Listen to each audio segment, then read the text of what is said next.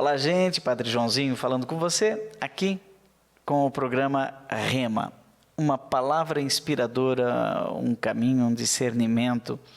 É sempre muito bom aqui pela TV Evangelizar conhecer pessoas novas. E hoje, uma pessoa que vem pela primeira vez aqui ao programa, não é?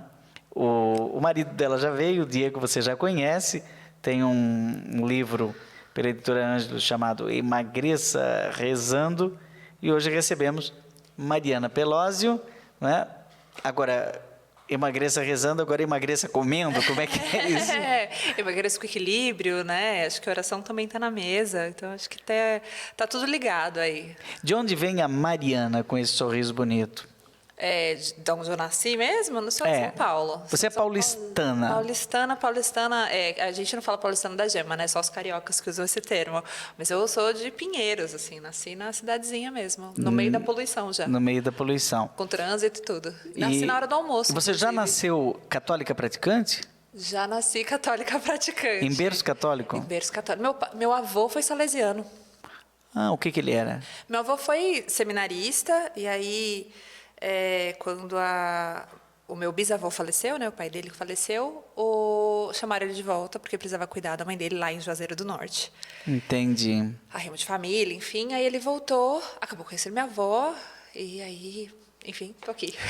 Sim, tá grávida. Super grávida, segundo já. Segundo, esse você me dizia antes do programa que chama Gregório. Gregório. Tem alguma coisa a ver aqui com o Padre Gregório, grande patriarca aqui do Instituto Menino de São Judas Tadeu? O meu mais velho, o Giuseppe, tá com 2 anos e meio, e aí a gente escolheu Giuseppe por conta de São José, por conta de amigos da família. Origem italiana, enfim. Vincenzo. Sim, que é o avô paterno, Vincenzo, enfim. E aí, o segundo filho estava difícil, né? A gente ia chamar um de Giuseppe e o outro de Felipe, né? Não tinha uma sequência. E aí eu sempre gostei de Gregório, acho um nome muito forte, tá na oração eucarística, foi quem escreveu ali sobre, o Papa que escreveu sobre São Bento, de quem também sou devota. Tô vendo pela medalhinha. E aí, Gregório me pareceu uma ótima ideia, e também pelo... Eu quase fui religiosa também, né? Pela Filhos da Pobreza do Santíssimo Sacramento.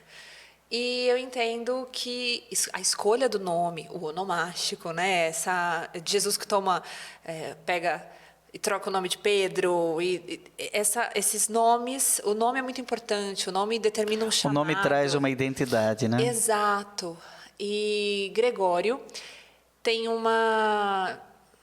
enfim, latim, mas tem uma tradução aí, um significado de ser uma pessoa atenta, vigilante, mas que toma cuidado com as próprias palavras, que não sai dando opiniões aí à toa, que não se envolve... Prudente. Prudente. Giuseppe já está no... aquele que acrescenta, aquele que agrega. Então, eu acho importante. Aí juntamos tudo. Eu não tinha pensado nessa questão do Gregório. Sabe que tem Gregório Magno, né, que é o Papa do Gregoriano, da reforma do canto-chão, para transformar isso no gregoriano. Então você tem um filho gregoriano e você e o Diego são tão amantes da música, não é? Sim. Podemos falar sobre isso. Mas também, depois de Gregório VII, é o grande reformador da liturgia.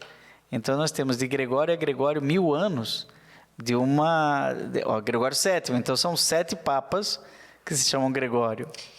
E é interessante que quando eu engravidei do Giuseppe, a gente ficava pensando como ele seria numa questão temperamental, psicológica, como seria o comportamento dele. E aí, Giuseppe acho que mais do que a gente imaginou, mas do jeito que ele é mesmo. Caseiro, tranquilo, só que é muito voltado às artes, gosta de pintar, gosta de cantar, ele é engraçado, fala bastante, mas ele na festa junina não quis dançar. A gente falou, você não vai querer dançar, filho, com os amiguinhos da escola? Ele falou, não, mamãe, muita gente, muita gente. Ele não é da bagunça, né? E a gente acaba tendo a intuição que esse vai ser mais voltado, ou vai ser um menino mais acadêmico, mais dos livros, mais do... Aí o Diego que ficou sem um filho pro esporte, vai ter que fazer mais um para tentar. Vamos ver, e quem sabe uma menina. Mas, Mariana, nós estávamos falando sobre suas origens em São Paulo, e de repente você falou, quase fui religiosa, né? Quando eu ouvi falar de Mariana pela primeira vez, você estava, ou já tinha acabado de sair da Toca de Assis, Sim. né? Você falou de um outro nome. É que o Instituto é Filhas da Pobreza do Santíssimo Sacramento. A Toca de Assis. Como é que uma menina paulistana, mignon, né? bem criada em casa, vai para a rua, atrás dos pobres? Você chegou a dormir na rua? Dormir na rua não, porque quando teve essa... São Paulo teve uma época, vamos pensar, 2001 talvez, alguém dá um Google aí depois, que houve uma série de assassinatos de pessoas em situação de rua, pedradas no centro de São Paulo. Então, as pessoas em situação de rua estavam dormindo na rua e eram assassinadas. Houve Eu lembro dessa fase. Uma série. E aí, os toqueiros, né, os filhos da pobreza do Santíssimo Sacramento, começaram a ir dormir na rua por uma questão de proteção às pessoas em situação de rua. Okay. Só que eu entrei menor. Eu tinha 15 anos quando eu entrei. Quando você entrou, você era de menor? Eu era muito menor, né? Eu tinha 15 anos. E aí eu não estava autorizada a dormir. Mas como assim, os pais? Desesperados? Ou não? Não. Meus pais, acho que desespero não foi a palavra, não. Acho que desespero não foi a palavra. Acho que saudade. Meus pais fizeram uma coisa muito bonita. Meu pai falou, você quer ir? Vai. Você só me promete que se você quiser voltar, você não vai sentir vergonha, não vai... porque você tomou essa decisão de ir agora, você não vai tomar a decisão de voltar. A hora que você quiser voltar, você volta. Essa foi a única promessa que eu fiz. Aí eu tinha feito 18, já estava com 18 em alguma coisa, e resolvi voltar. E foi bem isso mesmo. Eu liguei para meus pais, fiz assim, quero ir embora. Minha mãe falou, então vem. Aí eu avisei. Simples assim. Simples assim. Eu avisei numa quinta e fui embora numa sexta. É isso. Simples. Você está com esse pacote na mão, eu estou aqui pronto. pensando, o que ela tem na mão? Porque Mariana, para mim, é comida, é restaurante, é originalidade na culinária. Nós vamos falar sobre isso já no bloco seguinte. Eu quero te falar de praticidade já. Eu te trouxe um presente da Cookit, uma marca nova. O que é isso? Nossa. Eu te trouxe um risoto. Esse Cookit, de cozinhar. Peraí, pode olhar? Isso, por favor. Cozinhe isso. Cookit.com.br. Nós temos 22 produtos agora, entre risotos... Essa é uma criação sua? É uma marca nossa agora, sim. Nossa, quando você diz, Diego e você? Tá na... Ou não? Vocês são sócios? Empresa. O Diego não tem muita opção, né, de não ser sócio, de casado em comunhão de bens, então não adianta. Qualquer coisa que eu fizer, ele tem que ser sócio, não tem o que fazer. Todas as loucuras da vida, ele é sócio. Faz parte, né, do matrimônio, acho que está junto, apoiando. E o Diego é isso mesmo, ele me apoia demais, me ajuda em todos os processos que a gente tem de site, enfim, dessa parte que ele entende bastante, está sempre do meu lado. E com tempo, né, porque, enfim, tem filho já. Bom, vou ver. Então alguém tem que cuidar do filho. Eu estou precisando mudar o óculos. Né? Eu perdi meu óculos há uns 3, 4 anos, não acho mais. Neste pote só entra comida de verdade e ponto. É alimento e ponto. Exato. Então tem 0 gordura trans, 0 conservante, 0 lactose e é vegetariano. Sim. Então, você é vegetariana? Eu não sou vegetariana. Diego Giuseppe minha mãe é. O Diego é vegetariano, sendo tão atleta e faz até Ironman, não sei o quê, não come carne. Não come carne. Não come carne. Eu, na verdade, eu falo que eu como profissionalmente, né? Essa é a frase que eu uso. Porque... é como o padre. O padre Marcial Massaneiro uma vez me saiu com essa. Ele é um gênio da teologia. Ele me saiu com essa. Olha, eu sou da única profissão em que se pode beber profissionalmente. Eu falei, que profissão? Padre? Tá aí. Porque tem o sangue de Cristo, que é vinho, Sim. né? Não imagino que por ser sangue de Cristo deixa de ser vinho. Eu não sinto falta, mas acho que é uma condição genética também da gente, uma questão de paladar também. Só que em casa se come muito mais legumes. Hoje de manhã, o café da manhã foi feito com um pão de brócolis. Eu fiz um pão de aveia e brócolis, esse foi o café da manhã em casa. Mas como que é esse voltando, potinho aqui? Né? Vamos lá, são 22 produtos. Hoje a gente tem uma linha de risotos, polentas, quinoas, lentilhas, brownie, panquecas. Aqui é um risoto de damasco e castanha do Brasil. Exatamente. Aí como é que eu preparo isso? Você vai colocar na panela com uma colher de manteiga, frita, põe tudo aí dentro, põe tudo dentro da panela com uma colher de manteiga ou uma colher de azeite. Qualquer coisa, né? Se você quiser adicionar 30 ml de vinho branco, fica muito bom. Mexe, deixa ferver o vinho e você vai adicionar água, porque o restante assim do caldo, do sabor, tá tudo aí. Vai adicionar a água. Quanto tempo? 16 minutos. Em 16 minutos está pronto. 4 risotos. Risoto para 4 pessoas. E vamos lá. Daqui a pouco a gente vai mergulhar fundo nisso daí. Isso aqui é uma coisa nova, porque eu não conhecia isso aqui. Novo. Novo. Lançou recentemente. Super novo. Você tinha um restaurante. O Duas Terezas. Duas Terezas, lá perto da Paulista, né? Na Alameda Lorena. E foi uma experiência boa ter um restaurante? É uma experiência desafiadora, mas acho que como qualquer coisa tem seus... empreender é muito difícil, padre. Você está sempre com empreendedores, né? Eu sou da Pastoral do Empreendedor. Sim. Vocês deviam fazer isso, trabalhar nessa Pastoral do Empreendedor. Vocês dois são empreendedores. Pois é. Pastoral do Empreendedor, uma iniciativa que começou há mais de 10 anos em Salvador, na Bahia. E esse ano, aproveito para falar aqui, ela vai ter o 8º Encontro Nacional, em dia 1º, 2 e 3 de novembro. Nós participamos de alguns encontros aqui no Santuário de São Judas, logo que você começou aqui, enfim. Nós participamos de alguns encontros, sim. Tem restaurante muito gostoso. Acho que a gente está em contato com o público, a possibilidade de criar, tudo isso. Acho que uma das partes desafiadoras, e acho que a maternidade também me trouxe uma urgência de aquietar, de organizar a vida, de ter tempo, coisa que quem tem restaurante não tem. Né?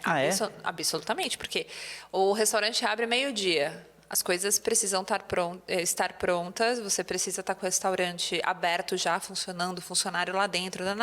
7h30, 8h da manhã já está a todo vapor. E é de domingo a domingo, né? Não tem... E você sempre foi adepta de uma culinária saudável, não é? O nosso rema de hoje é alimento para o corpo e para a alma.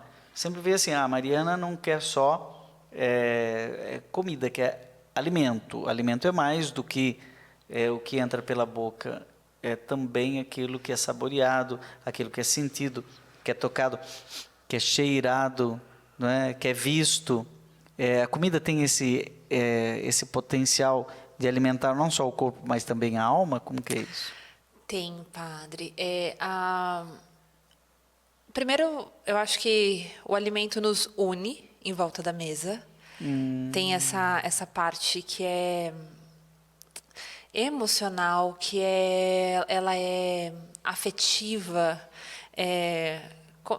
Dificilmente você vai ver uma pessoa comendo sozinha. Mesmo no trabalho, você não gosta do seu colega de trabalho, mas você vai convidar alguém para comer na hora do almoço com você. Eu tenho uma frase que diz assim, Mariana, nem tudo se resolve na mesa da reunião, mas tudo é resolvido na mesa da refeição.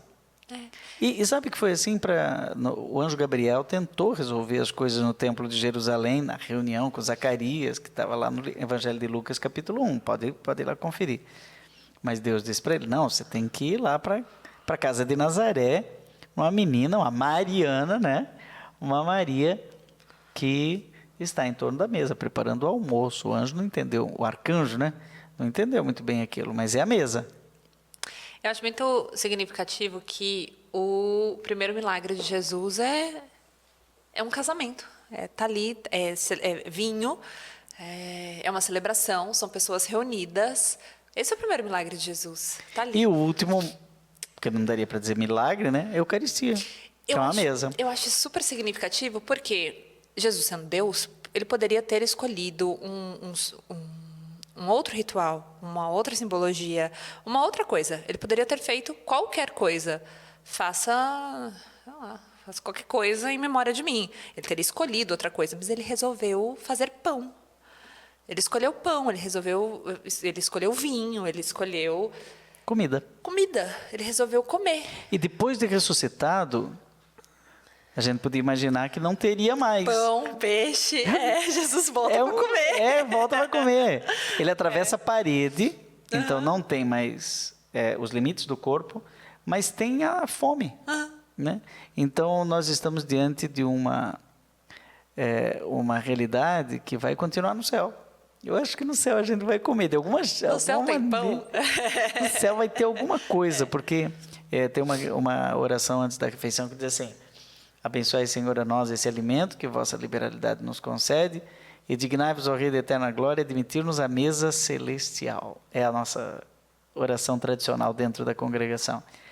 Sempre que eu rezo essa oração, a gente reza todo dia, eu fico pensando, como que será o cardápio da mesa celestial? Estamos aqui conversando com Mariana Pelósio, grávida do segundo menino, o primeiro Giuseppe, agora o segundo Gregório, e junto com Diego, sua cara metade, estão lançando esta marca de alimentos que vai ser o meu jantar de hoje, não é?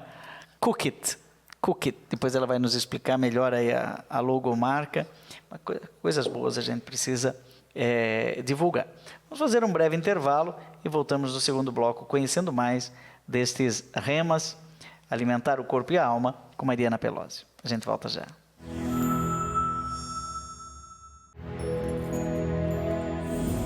Estamos de volta com o programa Rema, aqui hoje entrevistando Mariana Pelósio, especialista em alimentar a alma.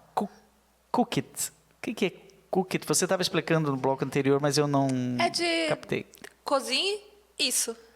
A marca, a ideia é ser realmente assim, muito, muito, muito simples mesmo. É ser muito prático. Um kit culinário. Eu brinco que para aprender a cozinhar com a Cook It, basta você saber ler. Porque mesmo que quem não souber ler, tem os desenhos aqui em cima, tá fácil de tá aqui entender. em cima. Tá facinho, tá fácil. Você vai precisar 2 colheres de sopa de manteiga ou azeite de oliva e 100 ml de vinho branco opcional, pode ser também água, né? Joga na panela. Eu vou fazer. E aqui tem um site, www.cookit. Cook tem casa? Isso, o site é. Mas se entrar por cookit.com.br, Cookit, que seria um kit de cozinha. Seria isso? Seria o cookie de cozinhar e o it de isso. Cozinha, isso. Cook, eu já pensei que era kit cool, né? Então, um kit. Isso aqui para mim é um kit, né? Sim. Bom, seja o que for.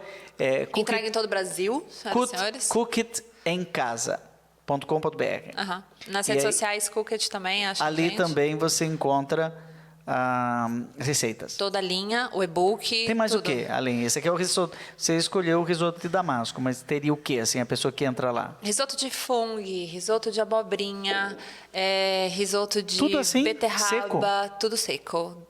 Tudo seco. Porque a gente e sempre... na dispensa fica lindo, inclusive, para colocar assim. O que eu estou achando interessante é que... Dura bastante? Não é congelado? Não. Porque eu sempre imaginei assim, comida permanente teria que ser congelada. Não. Ou ter muito, muito conservante. Não. Na verdade, nós temos alimentos que são desidratados ou liofilizados. Então, o que é isso? O damasco está desidratado. Então, quando você colocar ele na panela, ele vai reidratar e vai ter todo o sabor. E o liofilizado, resumidamente, é um outro tipo, um outro processo também para desidratar, mas também mantendo as características nutricionais do alimento. Entendi. Então, a gente tem risoto de beterraba, risoto de fungo, risoto de damasco, risoto de tomate seco, o primavera... Estou esquecendo alguém, com certeza. Você conhece a Gisela Savioli? Conheço a Gisela Savioli. Você já foi no programa dela? Nunca fui no programa dela. Nós temos que ir no programa dela. Eu acho que ela vai ficar apaixonada por isso. O livro da Gisela Savioli, no início o primeiro livro que ela lançou com o Renato Calef, ela faz uma divisão muito interessante, assim. eu não me recordo, enfim, tá no livro dela, não sei se o seu raciocínio dos dois, eu não quero não quero tirar o crédito de quem teve a brilhante ideia, mas está no livro da Gisela. E ela fala sobre a alimentação vista pelo ponto de vista da criação, de qual foi a ordem que Deus foi criando as coisas, e qual foi a ordem que Deus colocou para a alimentação do início, né, da criação, da história da criação. E aí ela vai falando que primeiro são as verduras, são as frutas. E aí você vai acompanhando a história da criação e é isso, assim. A carne vai entrar, né, em alguns livros depois, né? Foi um programa que a gente fez. Ai, gostei. Que daí eu tive a ideia de ir lá no Gênesis. Eu dando crédito errado. Eu tenho que voltar lá para continuar, não é? Porque o alimento é uma constante na Bíblia, não é? Sim. Do início ao fim. E é curioso como Deus cria vegetais, né? Como cria frutas, tudo que é saudável. É o povo do Egito chorando pelas cebolas, Deus mandando maná. Exatamente. Elias levanta, toma aqui teu pão, teu azeite, teu vinho, bebe, levanta, não vai ficar embaixo da árvore. Isso, força. Em todos os momentos tem uma alimentação. E aí que eu acho muito interessante. É uma alimentação prática, descomplicada. Jesus também não fez a última simples, objetiva. A última ceia, Jesus não fez assim: fazei isso em memória de mim. O quê? Pegue 12 horas e aí você vai marinar um negócio. Não. É pão. É pão e é vinho. É isso aqui. É simples. Eu tenho objetivo. Já que você falou disso, e a gente estava falando no bloco anterior da Eucaristia, eu fico sempre impressionado com essa simplicidade de Jesus. Lá em Mateus 11, ele diz: eu te bendigo, Pai, porque revelastes o essencial aos simples e não aos complicados. Aí é que ele diz: aprendei de mim, que sou manso e humilde de coração. Então, essa questão da simplicidade é complexa, porque para ser simples e essencializar, é preciso encontrar a complexidade dessa simplicidade. A simplicidade, para ser simples, tem que ter conhecimentos complexos. Muito bem. Para fazer isso daqui não é uma coisa simplória. Joga arroz e tá. É uma vida inteira para você chegar e dizer assim: isso funciona. Eu respirei para falar. A diferença entre ser simples e simplório. Ser simples não quer dizer ser simplório, ser empobrecido. Não é isso. Eu acho que é difícil ser simples. É muito difícil ser simples. Porque você precisa ter essência. Você precisa ter autoconhecimento. Você precisa saber o que você quer com a simplicidade.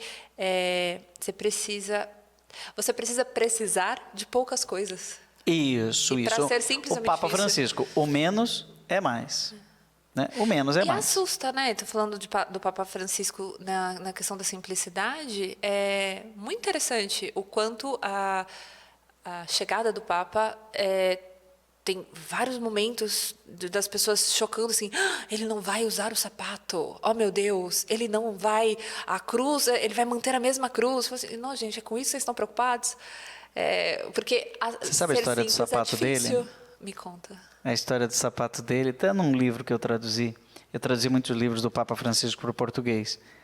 E num deles ele conta que ele não podia, é muito difícil para ele escolher sapato, porque ele tem os pés meio tortos, né? E tem fotos que mostram bem assim a dificuldade dele. Inclusive quando ele caminha com uma certa dificuldade. E ele precisava de um sapato novo, porque estava muito velho o sapato dele, quando ele ainda era bispo em Buenos Aires. E aí uma senhora chegou e disse para ele: Padre Bergoglio, meu marido morreu. Sim, vou rezar por ele.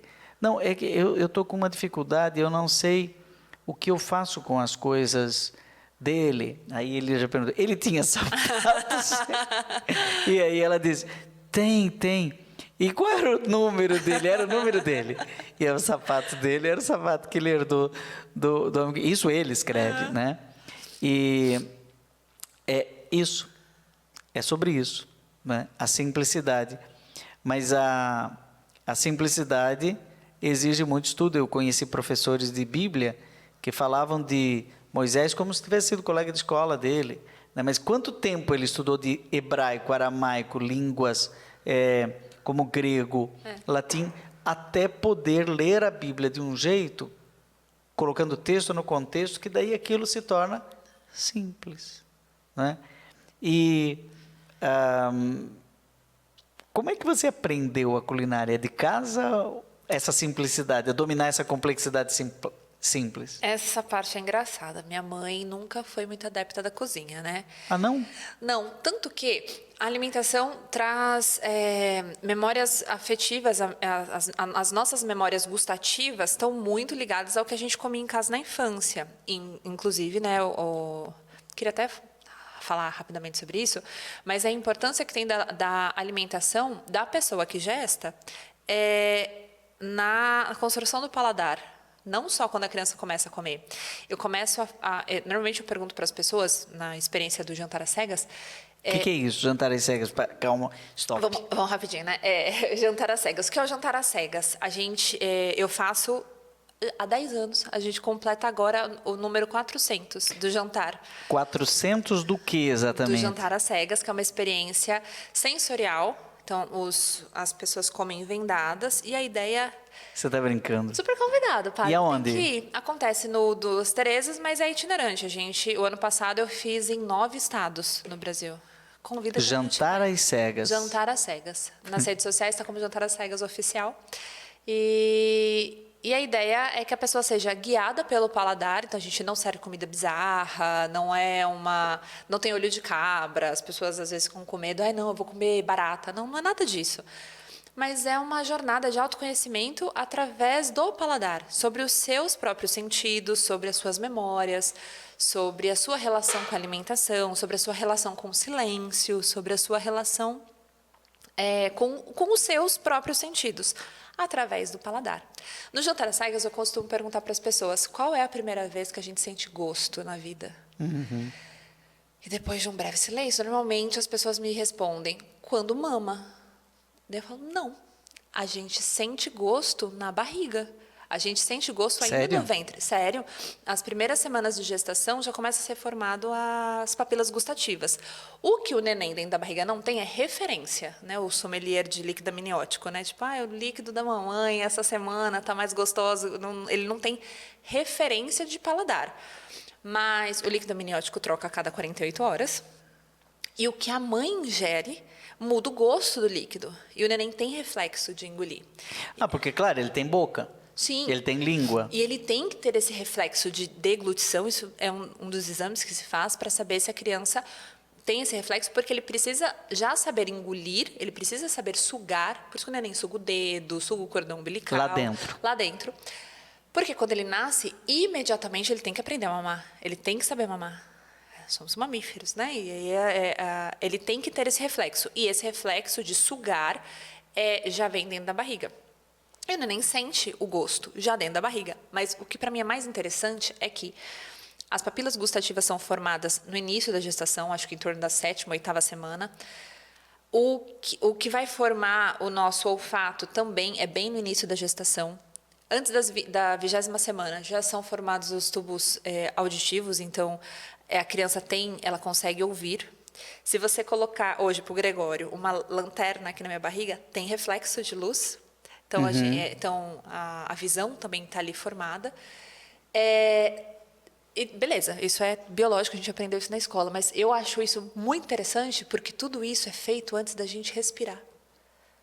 Então, antes de nascer, a gente não nasceu. Vem antes da respiração. Vem. A questão da alimentação, Tudo. Mesmo que ele esteja recebendo pelo cordão umbilical? Sim. O oxigênio é uma troca gasosa, na verdade, né? Porque é através do sangue, o cordão umbilical, o oxigênio é recebido através da corrente sanguínea do neném, O neném tem reflexo de respiração, mas o pulmãozinho só vai abrir e ele vai respirar. E a gente vai considerar o primeiro dia da criança a partir do momento que ela nasce.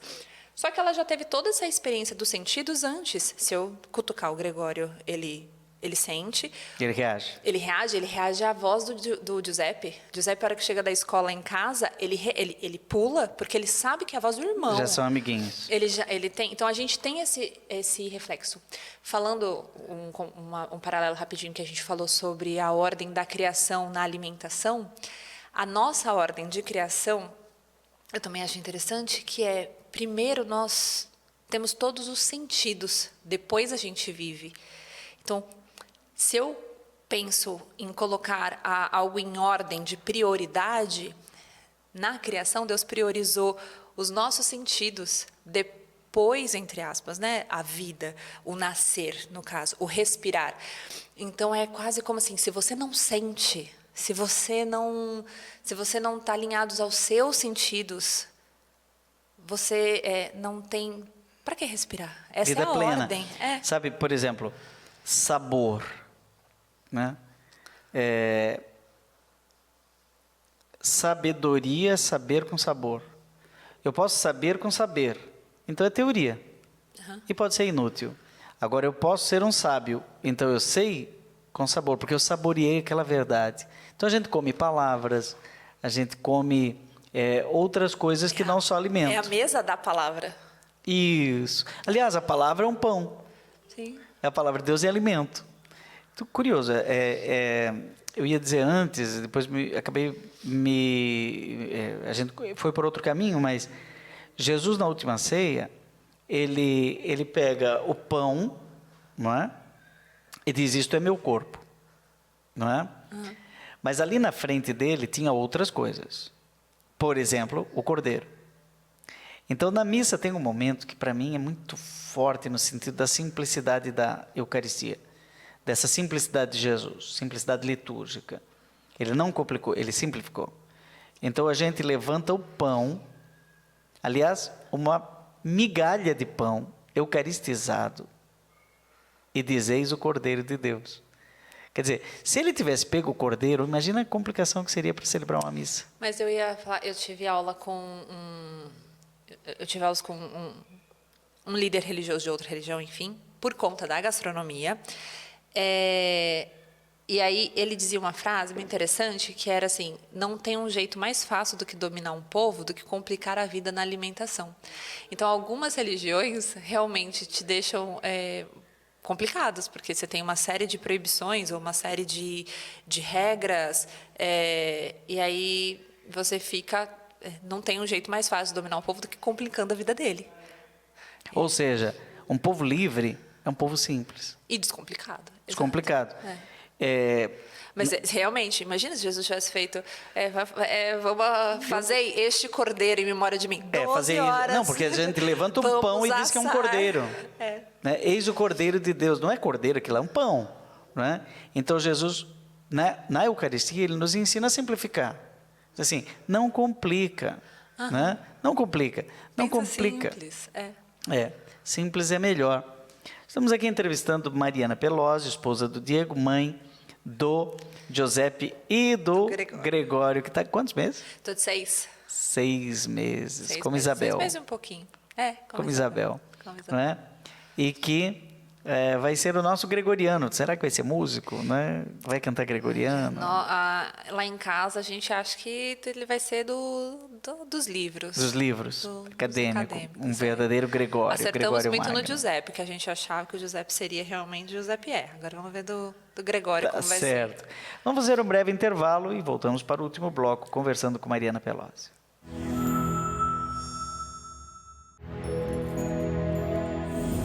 Muito bem, estamos de volta com o programa Rema.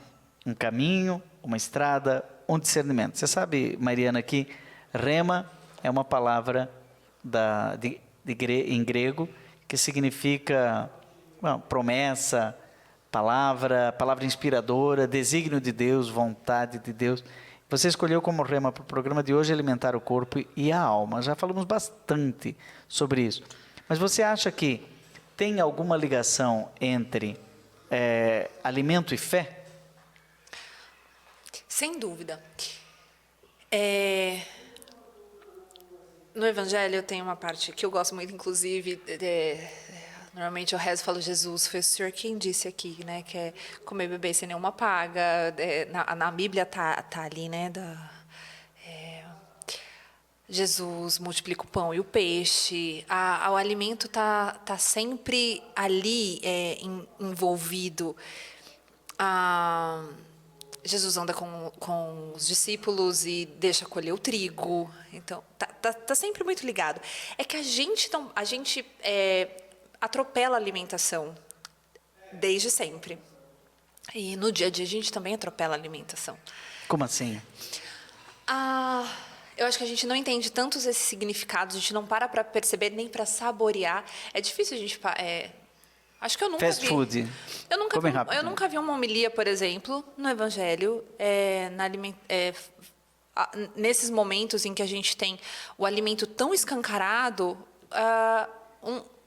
uma homilia do padre falando sobre por que a gente tem ali o pão e o peixe. Sempre a gente vai e aí dividiu, e aí alimentou todo mundo, e aí matou a fome.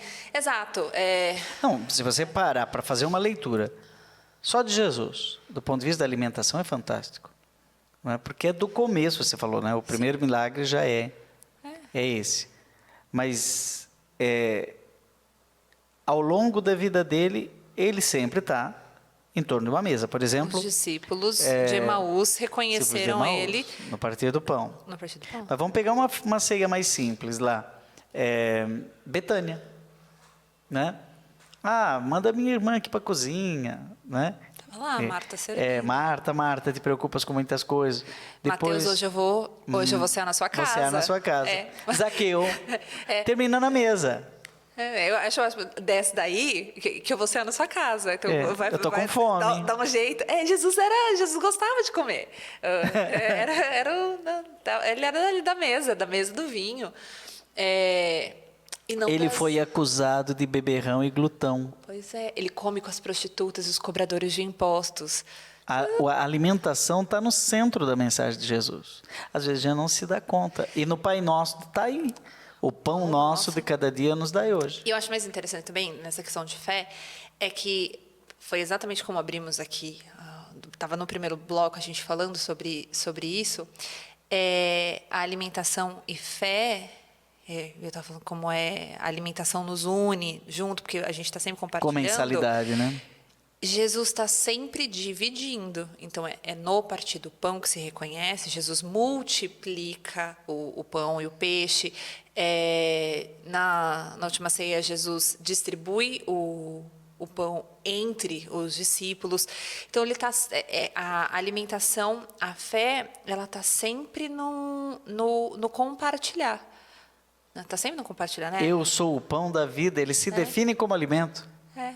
E está sempre ali, está sempre no dividir. E aí eu acho que vem a questão da praticidade e da aplicabilidade, eu não sei se essa palavra existe, mas o jeito da gente aplicar a fé no alimento, na divisão e na ação.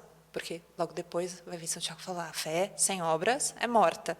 Então, pouco adianta. Então, se você...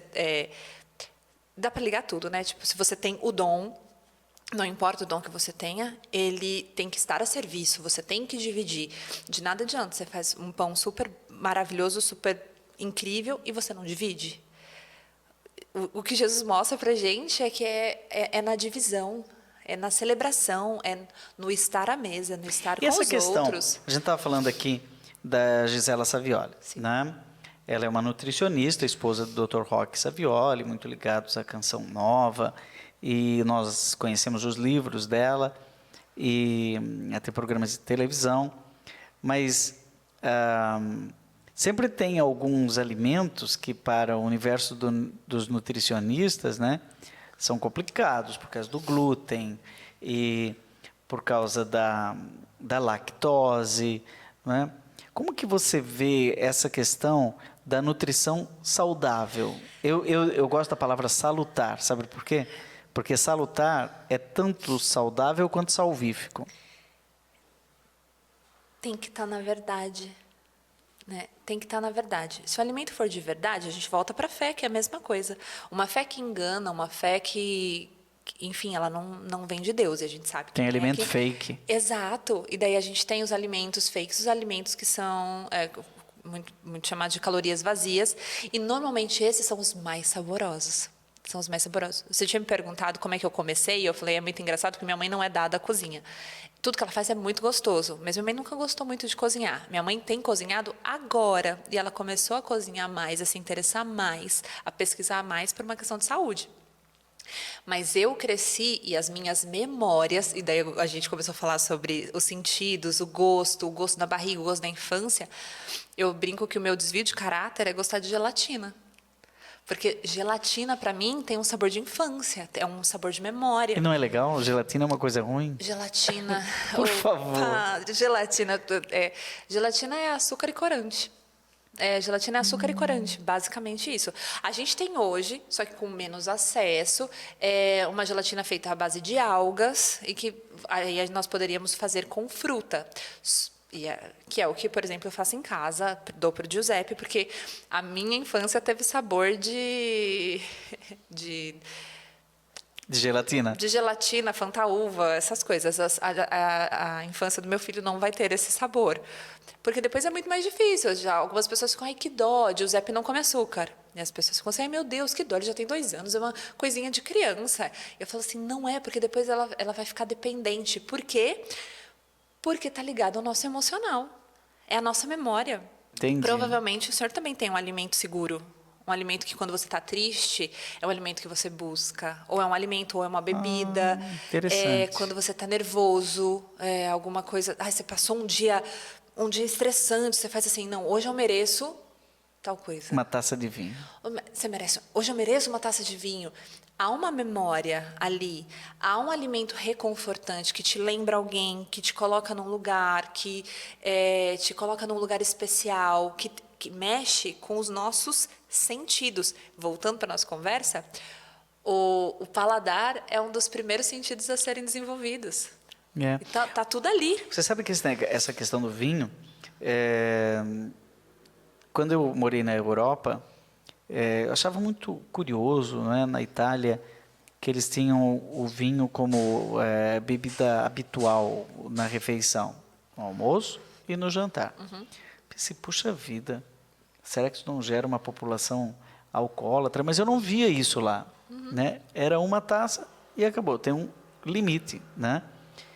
E o curioso é que, eu fiquei sabendo disso depois, é que teve um tempo em que as pandemias se alastravam pela água. Então era difícil. Cerveja. Os monges criaram cerveja. Uma monge. É uma freira. Ah, é? Dando crédito certo, só não me vem à mente o nome dela agora. É desenvolvido por uma mulher. Por conta realmente disso. Não se sabia o que acontecia, sabia que a água estava contaminada. Era muito perigoso beber água. A água estava contaminada, mas a água, a partir da fermentação dos cereais, por conta apresentava do álcool, mais segurança com relação à transmissão de doenças. Mas as cervejas começaram a ser feitas dentro dos monastérios. E é muito curioso a cultura que ele se tirar essa bebida, principalmente o vinho, que é um vinho mais fraco do que eles chamam vinho de mesa, né? Não tem aqueles 14 graus, 11, alguns até menos, né? Mas ele tem que beber todo dia, mas não é por uma questão de vício, é por uma questão de hábito alimentar. Uma questão cultural também. Cultural. Então, se você em casa as refeições, a refeição mais divertida era o café da tarde. E daí, e com a minha mãe, então, a refeição do café da tarde, ela se estendia até o jantar. Porque era a hora que a gente sentava. E eu cresci sem jantar. Eu comecei a ter o hábito de jantar depois que eu comecei a namorar o Diego. Eu não jantava. Porque em casa, dava ali umas 4, 5 horas da tarde, a gente sentava na mesa e ia sair da mesa 9 horas da noite. Porque era a hora que a gente conversava, porque eu tinha chegado da escola, eu ia conversar com a minha mãe, a gente falava sobre o dia, na sequência chegava meu pai, aí vamos comer aqui também, tá, tá, tá. E depois que você tomou um café da tarde, beliscou, quem é que vai comer? Quem é que vai jantar? Santa Catarina é assim? Pelo menos alguma cidade de origem mais alemã, né? Não é janta, é um café, às vezes uma sopa, né? Sopa, né? Meus pais não jantam até hoje. Ah, é? Não. E a casa da minha mãe, as minhas tias, minha mãe vem de uma família nordestina, muitos filhos, enfim, são em 7 irmãos, minha mãe tem mais, são 6 irmãos, minha mãe mais 6. Estar na casa da minha avó, eu acho que o momento do almoço não era tão divertido quanto o café da tarde. O café da tarde, aí vinha uma tia com bolo, cuscuz. Então, cuscuz, para mim, é o meu alimento de segurança. Eu tenho a impressão de que o café da manhã, né, no Nordeste é muito saudável. Em geral, não tem pão. Tem o cuscuz, outros grãos, tapioca. Né? A gente tem que pegar o Nordeste como quase um outro país, né, do tamanho que é, mas a gente vai ter hábitos de mandioca, num geral, a própria mandioca cozida, a tapioca, a goma, o cuscuz feito de tapioca. Você acha que tem uma origem indígena? Com certeza. Então, a alimentação indígena tem uma raiz salutar? Absoluta. A carta de Pero Vaz de Caminha é muito interessante. Como os portugueses ficaram chocados sobre a alimentação dos indígenas quando chegou aqui. Eles ficaram muito chocados. E a carta é muito interessante e ele uma das coisas que ele escreve é que aqui tinham muitos palmitos, mas a gente não tinha palmito. Então, não sabe ao certo se ele confunde com a mandioca ou com banana, com a banana para covar, maior, mais branca, enfim. E outra coisa que ele se entende é que não há uma cozinha dentro das ocas, não havia um cômodo para cozinha, mas que os indígenas estavam o tempo inteiro cozinhando ao redor e que era tudo compartilhado. Era um rito. Era um rito. Porque isso se reúne. Aliás, né? é um rito em muitas... eu falei indígenas, né? Povos originários. Né? Acho que indígenas está certo mesmo, também. Mas eu acho que a tapioca já vem dali. Sim. Essa grande tapioca que cada um vai lá e come. Mas em outros lugares, como Indonésia, eu encontrei alimentos parecidos. Com mandioca, né? Eu tenho uma amiga, a Joana, ela é dona da marca Manioca, e que tem feito muita exportação, mostrando para o mundo todo os produtos originários do norte. E é muito bonito de ver. Os produtos vindo da mandioca, né, da manioca, o tucupi, as frutas, coisas que nós aqui no Sudeste também consideramos diferente, exótico. Eu odeio essa palavra. Mas que está aqui dentro do nosso Brasil. E é muito interessante. As castanhas, a castanha... E o Brasil é uma coisa muito, muito maluca, né? Tem de tudo. Já experimentou castanha de pequi? Não, pequi para mim é uma coisa ainda... É um mistério, porque diz que tem... como é que chama? Pequi, espinho lá por dentro. É inteligentíssimo, né? O pequi é uma fruta do cerrado. E se estende até o Nordeste. Então, ali, Juazeiro do Norte, tem uma grande extração ainda de pequi. E lá tem o baião de 2 com pequi. É um fruto que você come a polpa, né? A carne do fruto. E ele tem um pedaço dele que ele fala, a partir daqui não me morde, não. Porque ele protege a semente. Ele protege essa castanha. Então, se você insistir... Mas tem uma risca certinha. Você come, e ele mostra, a partir daqui você não me rói mais, não. Tem que comer com cuidado. Tem que comer com cuidado. Mas você já consegue comprar ele hoje despolpado, né? E daí, se você insistir em morder, para proteger a semente, para proteger o que vem depois, né, os frutos depois, para você poder plantar essa semente, tem pequenos espinhos, finos como cabelo.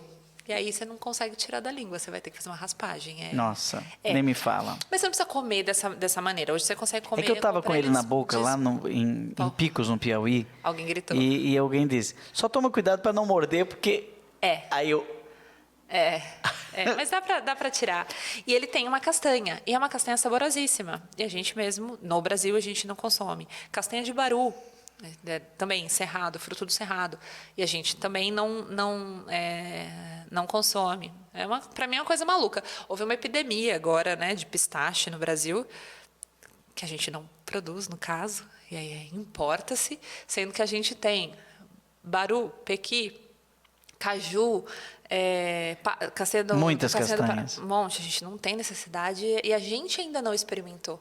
Então a gente vai experimentar pistache antes de experimentar castanha de pequi. Dá para fazer muitos programas sobre essa questão da alimentação. Mas eu quero agradecer a Mariana, já terminou o nosso tempo. Olha aqui, novidade chegando na praça, coquite, né? Seria assim, coquite, falei certo? Certo. Coquite. Então você entra depois no site para conhecer melhor, dá para receber pelo correio? Sim, entregamos para o Brasil todo. Olha só, interessantíssimo. E vale até 1º de dezembro de 2024, mas não vai durar tanto. Antes disso vai estar na minha barriguinha que eu estou morrendo. Depois de tanto falar de alimento, me deu fome agora, né? Então é só você entrar aqui no Coquite em mesa, né? Em casa. Pode ser Cookit em casa ou pode ser cookit.com.br, também dá tudo super certo. Todos entram. Muito bem, gente. Obrigado, Mariana. Obrigada a você. Muito rápida. A nossa entrevista fluiu tão bem, porque falar de alimento é falar também de Eucaristia. E o Padre Reginaldo Manzotti já está ali com sua experiência de Deus. A gente volta semana que vem, neste mesmo horário, com mais Programa Rema. Até lá.